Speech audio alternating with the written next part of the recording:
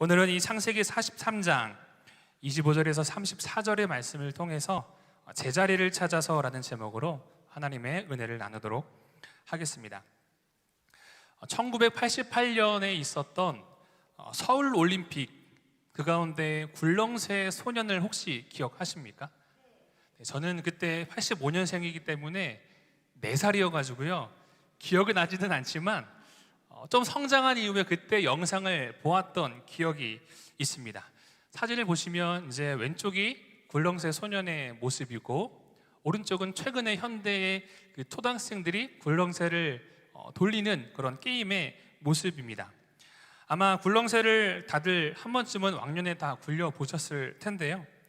굴렁쇠를 잘 굴리기 위해서는 두 가지가 필요합니다. 첫 번째는, 참고로 나중에 혹시 우리 전교인 체육 대회를 하게 되면 필요할 수도 있으니 꼭 기억해 두시길 바라겠고요.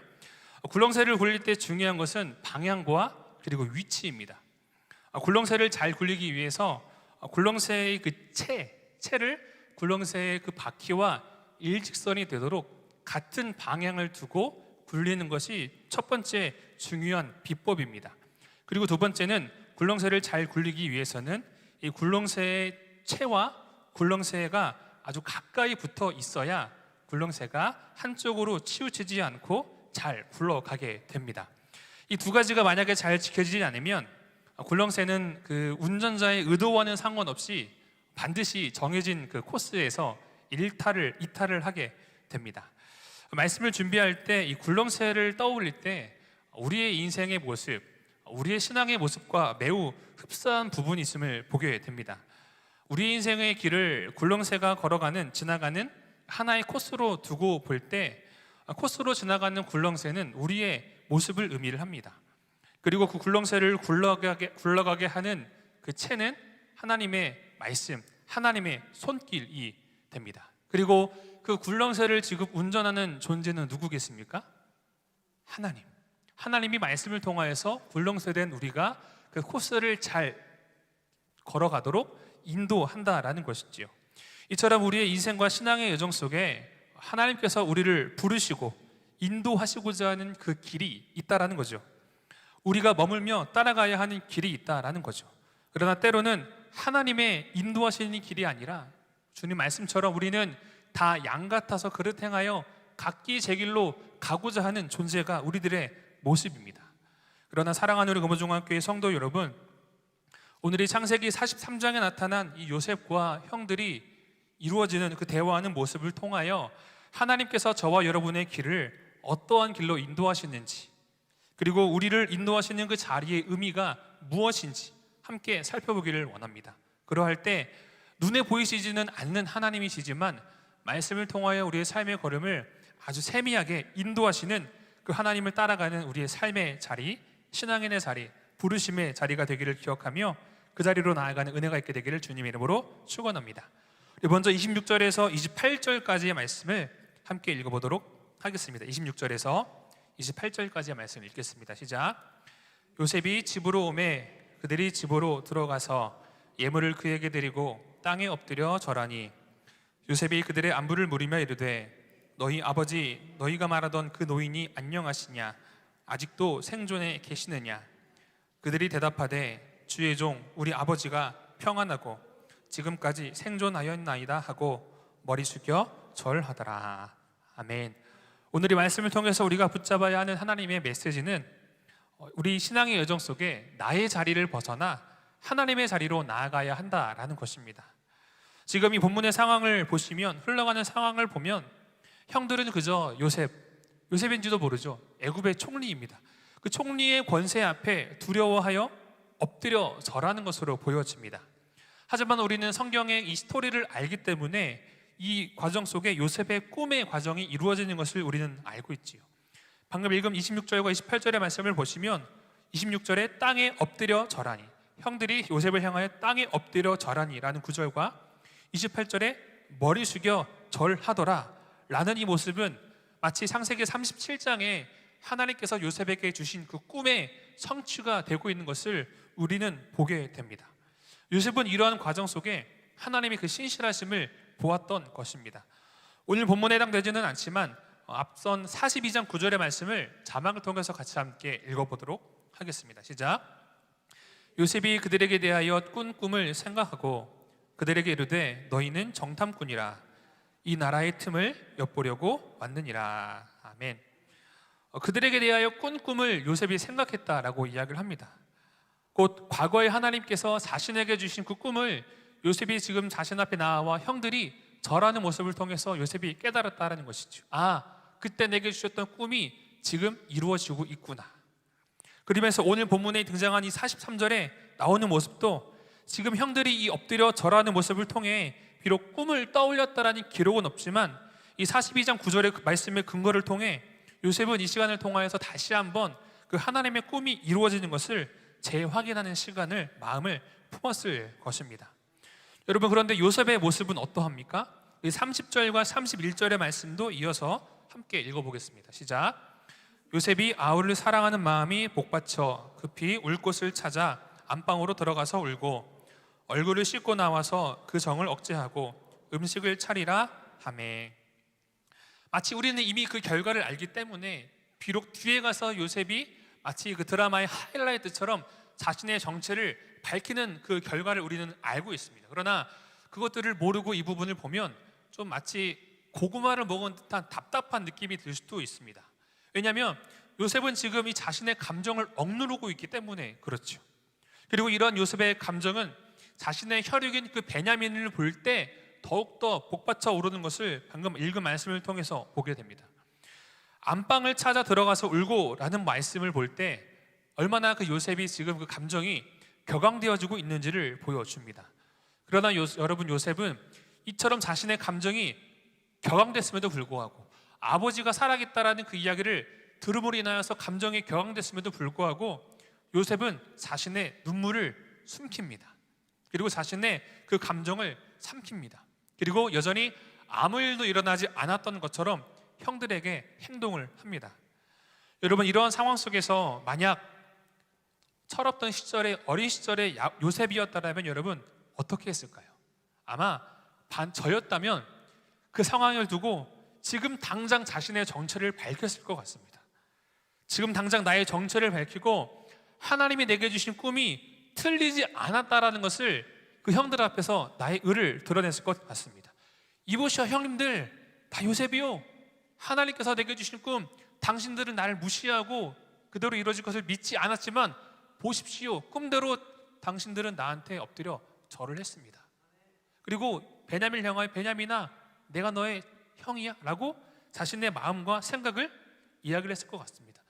자신을 배반한 형들을 향하여 가시를 날리고 아주 사이다 같은 발언을 했을 것 같습니다. 하지만 여러분, 요셉이 그렇게 합니까? 아니죠. 30절 31절의 말씀을 보면 오히려 정을 억제하고 그리고 눈물을 닦죠. 이처럼 요셉이 자신의 감정과 생각을 다스릴 수 있었던 이유는 무엇이라고 생각하십니까? 요셉은 자신의 감정과 자신의 생각으로는 얼마든지 드러내고 싶고 얼마든지 형들에게 형들 내 모습 보십시오. 하나님이 내게 주신 꿈이 맞았습니다. 당신들은 나를 무시했고 나를 인정하지 않았지만 보십시오. 이렇게 되었습니다. 누가 옳았던 것입니까? 라고 말을 하고 싶었을 것이지요. 그러나 요셉은 자신의 감정과 생각보다 하나님의 관점으로 지금 현재를 바라보았기 때문에 그와 같은 말과 행동을 요셉은 취하지 않습니다. 인간적으로 자신의 감정을 따라 자신이 원하는 자리를 요셉이 만약에 취했다면 요셉은 당장에 자신의 정체를 밝혔겠죠. 그러나 요셉은 보디발의 총무의 시간, 노예의 시간을 통하여서 과거의 모습이 아니라 성숙과 성장의 시간을 지내온 사람이었습니다.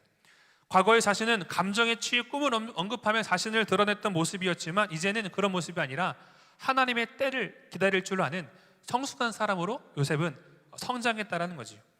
그렇기 때문에 요셉은 오히려 나중에 자신의 정체를 비로소 밝히게 되는데 그때의 그 최고조의 순간에 이러한 고백을 합니다. 45장 5절의 말씀을 자막을 통해서 같이 함께 읽어보도록 하겠습니다. 시작.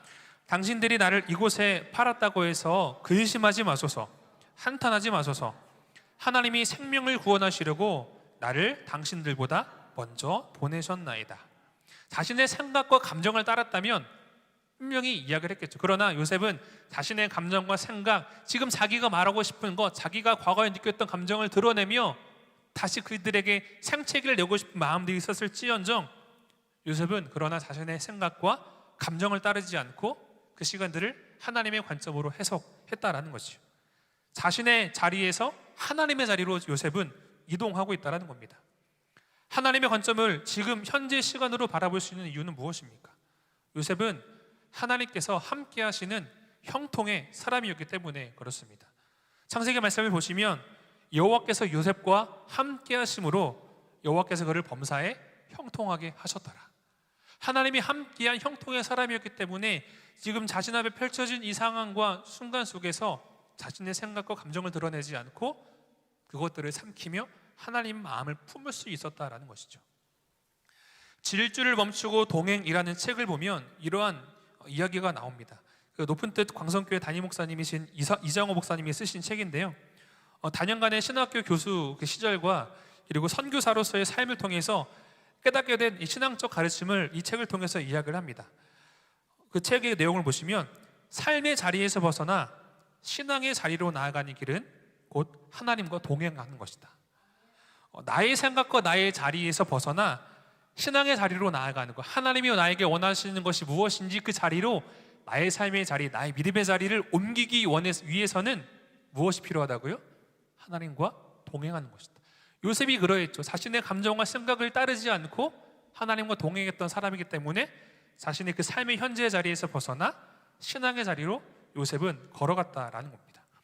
내가 주인되고 내가 원하는 길로 걸어가는 인생의 질주를 우리는 멈추고 하나님의 뜻을 묻고 하나님께 시선을 두고 하나님과 함께 걸어가는 신앙인으로서의 그 부르심이 우리의 믿음의 본질인 것을 깨닫게 합니다. 곧 하나님과 함께 동행하며 걷는 걸음이 신앙의 걸음이다라는 거죠. 사랑하는 우리 금호중앙교회 성도 여러분, 우리의 인생과 혹은 우리 신앙의 여정 속에 우리가 혹 그 자리를 벗어나고자 하는 이유가 무엇입니까? 혹은 하나님의 생각보다 나의 생각이나 나의 경험이 앞장설 때가 있지는 않습니까? 교회는 이러이러해야 돼, 아무개는 이러이러해야 돼, 이것은 이러이러한 게 맞아 라고 하는 이야기들, 물론 그 가운데에 그것들이 들려올 때 그 가운데서도 분명히 하나님께서 깨닫게 하시고자 하는 메시지와 뜻과 새겨야 할 교훈이 있습니다. 그러나 여러분, 요셉의 입장을 한번 보십시오. 만약에 요셉이 오늘 본문의 상황에서 형들에게 자신의 생각과 감정을 따라 이야기를 했어도 여러분, 그 요셉의 이야기가 맞는 이야기입니까? 틀린 이야기입니까? 맞는 이야기죠. 왜냐하면 하나님께서 요셉을 통하여 그 꿈을 이루셨기 때문에 형들을 향하여 가시를 날리고 생채기를 내는 이야기를 할지언정 형들은 단 한마디도 못하거든요. 왜냐하면 요셉 앞에서 죄인이기 때문에. 그러나 요셉은 그렇게 하지 않았다라는 거죠. 얼마나 자신이 하고 싶은 말이 있었겠습니까? 얼마나 하고 싶은 말이 많았을까요? 그러나 하나님의 때를 기다림으로 자신에게 주어진 역할을 그저 충실히 감당했을 뿐입니다. 그리할 때 마치 이 십자가에서 그리스도의 사랑이 가장 완벽하게 드러나는 것처럼 우리의 인생과 신앙의 여정 속에서도 하나님의 그 가장 완벽한 타이밍에 하나님께서는 일을 해 나가십니다. 이것이 성경을 통해서 계속해서 우리에게 보여주시는, 말씀해 주시는 하나님의 섭리이지요. 오늘 이 말씀을 듣고 붙잡으며 나아가는 우리 모든 금호중앙교회 성도님들, 지금 우리가 머물고 있는 그 자리는 어디입니까? 혹 우리가 벗어나고자 하는 그 자리가 어디입니까? 혹 지금 내가 하는 말과 행동의 자리는 어떠한 자리를 취하고 있습니까? 오늘 주신 말씀을 따라 하나님께서 원하시는 말과 행동 그리고 순종의 자리로 나아가는 모든 금호중학교의 성도님들 되시기를 주님의 이름으로 축원합니다. 아멘. 32절에서 34절까지의 말씀을 이어서 한 번 더 읽겠습니다. 32절에서 34절까지의 말씀 읽겠습니다. 시작. 그들이 요셉에게 따로 차리고 그 형제들에게 따로 차리고 그와 함께 먹은 애굽 사람에게도 따로 차리니 애굽 사람은 히브리 사람과 같이 먹으면 부정을 입음이었더라. 그들이 요셉 앞에 앉되 그들의 나이에 따라 앉히게 되니 그들이 서로 이상히 여겼더라. 요셉이 자기 음식을 그들에게 주되 베냐민에게는 다른 사람보다 5배나 주매 그들이 마시며 요셉과 함께 즐거워하였더라. 아멘. 이 말씀을 통해서 우리가 깨닫게 되는 두 번째 메시지는 우리가 누리고 있는 그 자리는 하나님의 은혜의 자리다라는 겁니다. 요셉이 애굽의 총리가 된 이후 이 창세기 마지막 장까지의 내용을 보시면 이 요셉의 형들이 애굽을 한 번 방문하는 것이 아닌 것을 보게 됩니다. 방문했다가 다시 요셉의 미션을 받고 다시 야곱에게로 가지요. 또 옵니다. 그리고 또 아버지를 또 모시고 오지요. 여러분, 이러한 과정 속에서 한 가지 특징이 있습니다. 그것은 바로 요셉의 형들이 경험하는 그 분위기가 마치 롤러코스터와 같다라는 거죠. 올라갔다가 내려갔다가 올라갔다가 내려갔다가 하는 급변한 상황의 모습이 요셉의 형들이 처해 있는 상황입니다. 오늘 본문의 앞까지의 내용을 보시면 긴장과 두려움 속에 형들이 놓여 있습니다. 그리고 요셉도 형들을 그렇게 대하죠. 하지만 분위기가 바뀝니다. 방금 읽은 말씀처럼 요셉이 그들에게 호의를 베풀지요. 음식을 차려주고 그리고 그들과 함께, 형들과 함께 마시며 즐거워합니다. 한순간에 긴장과 두려움 속에 놓여있던 형들의 모습이 이 잔치로 인하여서 녹아들게 됩니다. 여러분, 그러나 또 어떻게 됩니까? 44장의 말씀을 보시면 또 분위기가 또 반전이 되지요. 은잔 사건을 통해서 또 분위기가 반전이 됩니다. 여러분, 혹시 그런 경험 있지 않으십니까? 분위기상 무조건 빌 수밖에 없는 상황. 그런데 오히려 상대가 나에게 화를 내거나 잘못을 지적하면 속이 시원할 텐데 잘못을 지적하지 않고 잘해줄 때를 혹시 경험해 본 적이 있으십니까? 주로 아마 남편분들이 그런 일들을 많이 경험하실 것 같은데요. 남편분들은 왜 본인은 상관없다는 표정이신지는 모르겠지만 솔직해지면 남편들의 어느 부분보다 아내분들이 지혜로운 부분들이 분명히 있습니다. 어떤 상황에서는 이제 남편의 리더십 있는 결정이 필요하지만 어떤 부분에서는 남자들이 생각하지 못하는 부분들을 이제 아내분들이 여성분들이 생각하게 됩니다. 아내들이 현명한 빛을 발할 때가 있지요. 여러분, 이것은 하나님의 창조의 모습입니다. 인류의 역사가 이를 증거해 줍니다. 왜 아내들이 남편들보다 현명할까요? 하나님이 여자를 먼저 만드셨습니까? 남자를 먼저 만드셨습니까? 남자를 먼저 만드셨지요. 버전 1입니다. 그 다음에 좀 더 개량된 버전으로 두 번째 이제 여자를 만드셨지요. 그리고 돕는 배필이라고 했습니다. 남자들에게는 부족한 무엇인가가 이제 여자들에게는 있다라는 거죠. 물론 이 재미있는 의미로서 이야기를 하지만 솔직히 남편들은 조금 아이와 같은 모습이 있고 그로 인하여서 아내들을 힘들어할 때가 있습니다. 우리 아내분들 있습니까? 없습니까? 저 같은 경우 많이 있습니다. 네. 그런데 분명 남편인 내가 잘못을 했는데 평소 같으면 이제 아내의 그 이야기가 잔소리가 들려와야 하는데 그렇지 않고 이상하게 조용할 때가 있어요. 오히려 밥을 차려주고 옷도 챙겨주고 잘해주는 모습을 경험할 때가 있습니다. 저는 몇 번 경험을 했습니다. 여러분, 그럴 때 주의하셔야 됩니다. 남편이 용서받을 만해서 아내가 그렇게 해준 것이 아니고요. 아내가 은혜를 베풀어 준 거예요. 아내가 은혜를 베풀어 줬기 때문에 남편들이 자기 잘못이 있어도 그냥 그것이 이제 아내의 은혜로 넘어가게 되는 거죠. 요셉의 형들의 입장에 다시 되어보면 아마 많이 혼란스러웠을 것 같습니다. 왜냐하면 그들의 위치가 갑자기 때때로 막 급변하기 때문에. 요셉의 형들이 애굽을 방문한 처음 목적이 무엇입니까? 그 땅에 기근이 들어서 애굽의 곡식이 있다는 소식을 듣고 곡식을 사기 위해서 왔습니다.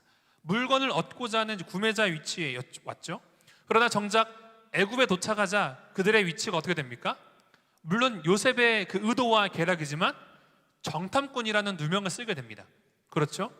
그리고 정탐꾼이 아닙니다라는 그 사실을 증거하는 과정 중에서 절도범에 놓일 위기에 처하게 됩니다. 그러다가 또 오늘 본문의 말씀을 보시면 또 잔치를 베풀지요. 또 44장 말씀 보시면 44장 45장 말씀을 보시면 또 절도범의 위치에 놓이게 됩니다. 그리고 시간으로 쭉 흘러 결국에는 이 요셉의 형들의 위치가 어디까지 갑니까? 모든 건 이제 해피엔딩으로 두고 볼 때 요셉의 형들의 위치는 애굽의 총리의 가족이라는 위치로 서게 됩니다. 그렇죠? 여러분, 이 요셉의 형들 매우 혼란스럽지 않겠습니까? 매우 분주하게 지나는 상황으로 인해 아마 정신을 못 차릴 정도로 혼란스러웠을 것이지요. 그러나 여러분, 요셉의 그런 상황을 볼 때 우리가 기억해야 하는 것이 있습니다. 형들의 모습을 볼 때 기억해야 하는 것이 있습니다. 우리 43장 23절의 말씀을 볼까요? 43장 23절의 말씀을 자막을 통해서 함께 읽어보도록 하겠습니다. 시작. 그가 이르되 너희는 안심하라 두려워하지 말라 너희 하나님 너희 아버지의 하나님이 재물을 너희 자루에 넣어 너희에게 주신 것이라 너희 돈은 내가 이미 받았느니라 하고 시므온을 그들에게 이끌어내고 절도범의 위치에 놓여 있지만 비록 요셉의 청지기의 이야기지만 요셉의 청지기의 이야기를 통해서 형들에게 그나마 조금 위안이 되는 이야기를 합니다. 절도에 대한 오해를 요셉이 묻지도 않았지만 여전히 형들에게는 두려움과 근심이 있지요. 무서움이 있지요. 혹시 우리는 그렇게 하지 않았는데 오해를 사 저 총리가 우리를 어떻게 하지 않을까 바짝 긴장을 합니다. 그런데 그 끝부분에 오늘 34절의 말씀을 보시면 그 끝부분이 어떻게 끝납니까? 잔치로 바뀝니다. 한순간에 뜨거운 온탕에 있다가 냉탕으로 들어가게 된 거죠. 얼마나 많은 즐거움이 있었을까요? 여러분, 그런데 우리는 제3자 입장에서 지금 이 과정을 볼 때 보아야 하는 것이 있습니다. 형들은 지금 당장은 모르지만 이미 요셉의 계획에는 시험을 통과한 이후에 형들을 용서하고 사랑하고자 하는 요셉의 계획이 있다는 거죠. 요셉의 그 계획 안에서 형들은 형제들의 회복의 자리, 그리고 야곱의 가정이 제자리를 지금 찾아가고 있는 모습 중에 있다는 거죠. 그리고 우리가 기억해야 하는 것은 아직 밝혀지지는 않았지만 형들에게 이후에 주어질 자리, 총리의 형, 총리의 가족이라는 영광스러운 자리가 주어질 것을 그들은 몰랐지만 우리는 볼 때 깨닫게 되지요. 단지 지금은 그 자리가 근심과 두려움 속에 가려져 있을 뿐이지 그 자리가 그들에게 주어질, 그리고 그들이 알아야 할, 그리고 그들이 있어야 할 자리라는 겁니다. 여러분, 그렇다고 하여서 요셉의 형들이 자신들이 우리는 요셉의 형이야, 총리의 가족이야 라고 여러분 주장할 수 있을까요? 없죠. 설령 요셉이 그렇게 허용한다 할지라도 했던 짓이기 때문에 자기 동생을 외치는 그 절규 속에서도 무시하고 요셉을 팔아넘겼기 때문에 형들 입장에서는 결코 뻔뻔하게 우리가 요셉의 가족의 형들이야 라고 이야기할 수 없지요. 설령 실제로 총리의 형제인들 그것을 감히 다른 사람들에게 밝힐 만한 자격이 없다는 거지. 하지만 형들의 회복의 자리, 있어야 할 자리로 가게 되는 것은요, 비록 형들이 자신들의 잘못을 뉘우쳤지만 뉘우쳤다라고 해서 형들의 그 회개 뉘우침으로 인하여서 그 자리에 간 것이 아니고요, 요셉의 마음, 내가 이 형들을 용서하고 이 형들을 품어야 되겠구나, 이 내 형들을 이 총리의 가족으로 승격시켜야겠구나라는 요셉의 사랑과 관용이 있었기 때문에 형들에게 그 자리가 주어진다라는 거지. 이처럼 우리는 요셉과 형들의 화해를 통해 우리의 본질적인 자리를 묵상하게 됩니다. 요셉은 구약에 나타난 많은 사람들 중에서 예수님의 모습을 대표하는 사람 중에 한 사람입니다. 아주 큰 관점으로 보면 요셉 한 사람을 통해 많은 백성이 생명을 얻는 것처럼 예수 그리스도의 십자가로 인하여서 전 인류에게 임한 그 하나님의 사랑, 십자가 구원을 의미를 하죠. 그리고 우리 개인의 관점으로 보면 요셉의 형들은 자격이 없으나 요셉으로 인해 그들에게 그 자리가 총리의 가족이라는 자리가 주어지는 것처럼 우리도 예수 그리스도의 십자가로 말미암아 진노의 자리에서 하나님의 자녀의 자리로 우리가 옮겨진다는 거죠. 누구로 인함입니까? 형들을 용서하기로 작정한 요셉처럼 우리를 위하여 십자가를 지시기로 작정하신 예수 그리스도로 인함인 것이죠. 형들의 자리는 요셉을 어렸을 때지만 팔았던 배반자의 자리였죠. 요셉이 여러분 형들에게 복수를 해도요, 그 누구도 손가락질을 할 수가 없습니다. 우리도 마찬가지지요. 진노가 임할 수밖에 없는 우리의 모습이었죠. 진노가 임할 수밖에 없는 형들의 모습이었으나 요셉의 용서로, 화해로 총리의 가족이라는 위치로 높여지게 받은 것처럼 우리도 마치 형들이 요셉을 버렸던 것처럼 우리는 얼마나 많은 삶 속에서 예수님을 버려왔습니까? 가룟 유다를 볼 때 여러분, 가룟 유다의 모습이 다른 사람의 모습이 아니고요, 우리들의 모습입니다. 얼마나 유다와 같이 예수님을 향한 배반의 삶을 우리는 살아가고 있습니까? 우리의 자리는 에베소서 2장 3절의 말씀처럼 본질상 진노의 자녀였지요. 하지만 여러분, 우리의 자리가 어디로 옮겨집니까? 성경에 많은 근거 구절들이 있지만 에베소서 2장 10절을 보시면 자막 쪽에서 같이 한번 따라오시면 좋을 것 같습니다. 그는 우리의 화평이신지라 둘로 하나를 만드사 원수된 것 곧 중간에 막힌 담을 자기 육체로 허시고, 예수께서 자신의 육체를 주심으로 인하여서 하나님과 우리와의 그 담을 허무셨고 우리를 죄의 자녀, 진노의 자녀라는 그 자리에서 하나님의 자녀라는 자리로 옮기셨다라는 거죠. 마치 요셉의 형들이 요셉으로 인하여서 총리의 가족이라는 신분 상승이 일어나는 것처럼 우리의 존재 또한 그와 같다라는 겁니다. 사랑하는 우리 금호중앙 성도 여러분, 우리 모두는 자리가 있습니다. 그러나 그 자리가 어떤 이유가 되었던 잠시 떠나 있거나 이탈해 있거나 혹은 그러고 싶은 순간들이 마음이 들 때가 있습니다. 가정에서, 공동체에서, 직장에서, 혹은 삶의 모습에서, 혹은 섬김의 자리에서, 혹은 하나님과의 관계에서도 마찬가지죠. 섭섭함 때문일 수도 있고, 서운함 때문일 수도 있고, 서러움 때문일 수도 있고, 부담스럽기 때문일 수도 있고, 받은 상처 때문일 수도 있고, 근심 때문일 수도 있죠. 이러한 여러 모양과 모습으로 인하여서 하나님께서 우리를 부르신 그 자리로부터 달아나고 싶은, 벗어나고 싶은 마음이 우리들에게 때로는 찾아올 수도 있죠. 그러나 여러분, 그 가운데 우리는 그리스도인이지 않습니까? 어떠한 이유든 그 자리를 조금만 벗어나도 우리는 불편함을 느껴야 합니다. 여러분, 남의 집이, 친한 친구의 집이 아무리 편해도 하루 이틀은 좀 좋은 것 같지 편할까요? 아니요. 결코 편하지 않습니다. 아무리 집처럼 편하게 지내려고 해도 불편할 수밖에 없어요. 우리 집은 하나님의 나라 아닙니까? 우리는 하나님의 자녀고 하나님의 형상대로 지음받은 존재들이지. 그렇기 때문에 하나님의 품을 떠나면, 하나님께서 부르신 자리를 우리가 이탈하고자 한다면 우리는 그 가운데 불편함을 느껴야 합니다. 여기 서 있는 저는 목사로서의 자리가 있지요. 직분자는 직분자로서의 자리가 있습니다. 떠나서 모두 다 우리는 그리스도인이라는 공통의 자리가 있습니다.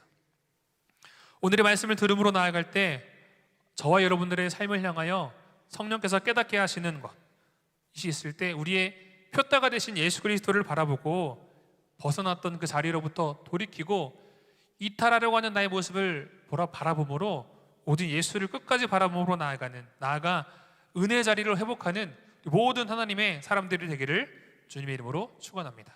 아멘. 기도하겠습니다.